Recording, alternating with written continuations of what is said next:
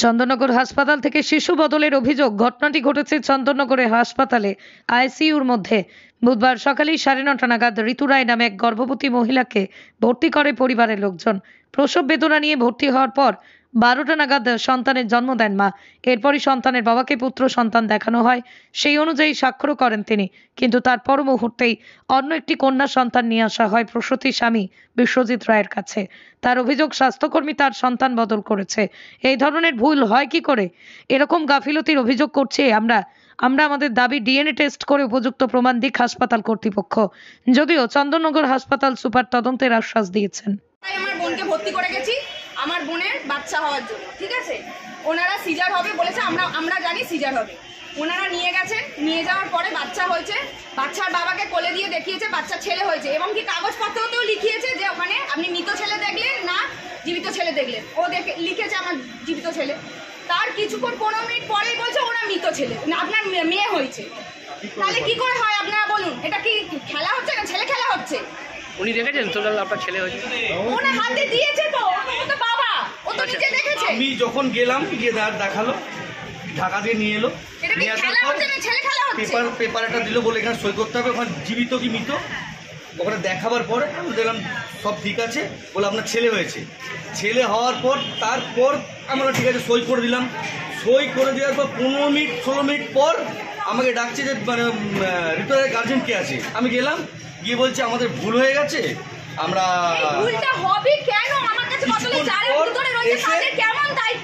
আমাকে বলছে যে এরকম এই ব্যাপার, আপনার নিজের বাচ্চা দেখে নিন। কিছুক্ষণ বাচ্চা দেখার পর বলছে আপনার এটা মেয়ের সন্তান হয়েছে।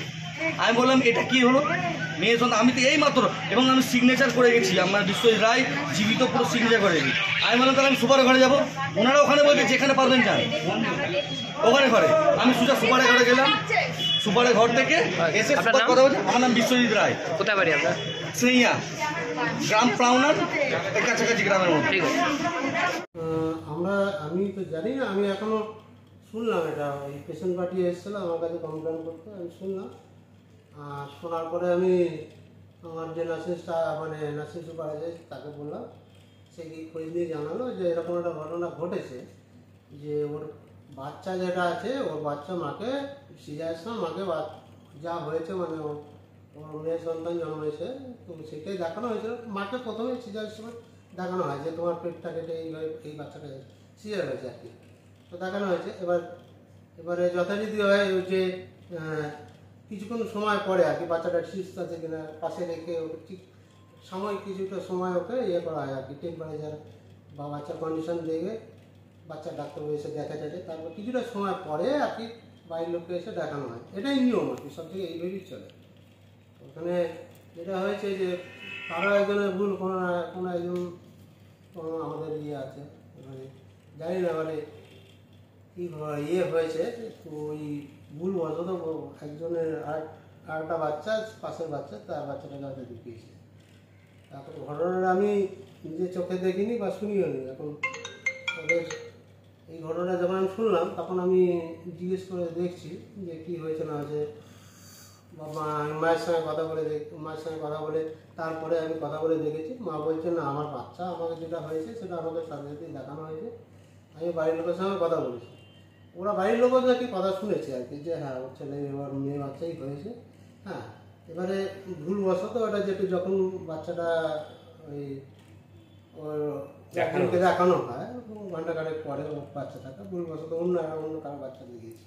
এটাই হয়েছে ঘটনা। এবারে এই ঘটনা ঘটার পরে ওনারা এখনও কোনো রিটিন কমপ্লেন দেয়নি। আমি বললাম যে একটা দরখাস্ত অন্তত অ্যাপ্লিকেশন মতো করুক, যে এই ঘটনার বিবরণ জানান, তাহলে আমার পদক্ষেপ নিতে সুবিধা হবে।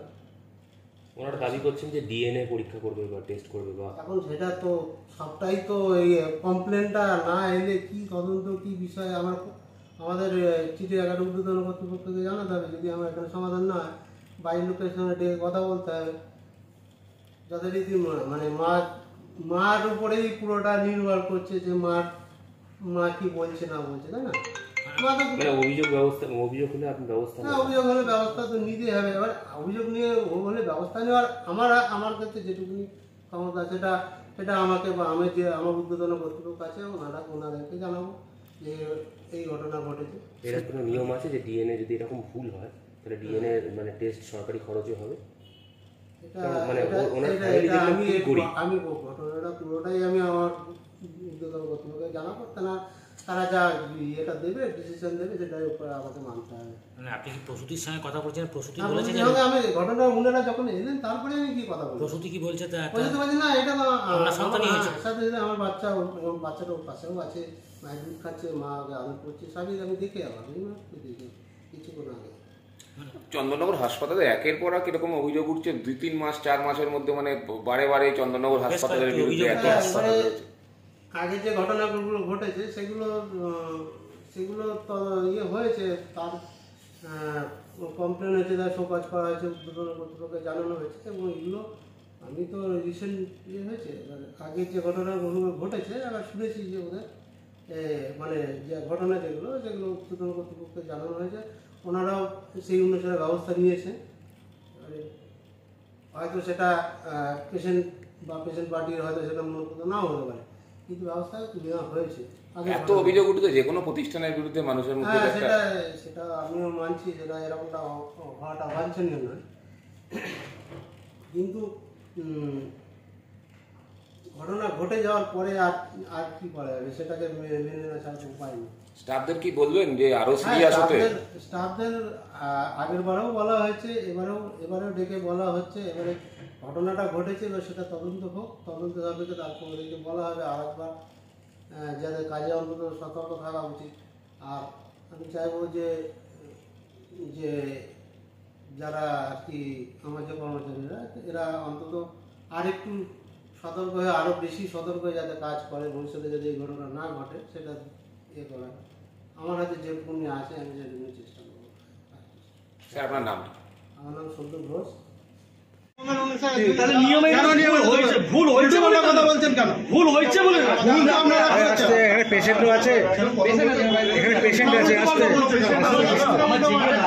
লিখিত যখন দেবো আপনাকে দিতে বাধ্য হবে। আস্তে আস্তে বড় ভাই। তাহলে কোনটা নিয়ম আছে বলুন? তাহলে আপনারা চুরি করছেন এখানে, আপনারা চুরির টাকা খাচ্ছেন। তাহলে আমি তো স্যার কি বলবেন? না না স্যার, আমি বলছি কি স্যারের কাছে যখন দেবো স্যার বলছি, এখন আপনি আপনাকে বলবো। স্যার আপনাকে তো ছিলাম, আমি বলছি আমি যখন ছিলাম না, তাহলে আমাকে কেন কমপ্লেন? আপনাকে যখন আপনি কেন দেবেন না? কেন দেবেন? আপনাকে আমি এত কথা না না টাকা কে আসছে? আমাকে অন্য লোকের পেপারটা কি করে দিল? স্যার আমার অন্য লোকের পেশেন্টটা একটা অন্য লোকের বাচ্চা দেখিয়ে দিল, অন্য লোকের পেশেন্ট আমার সই করে দিল, আমি কি করবো?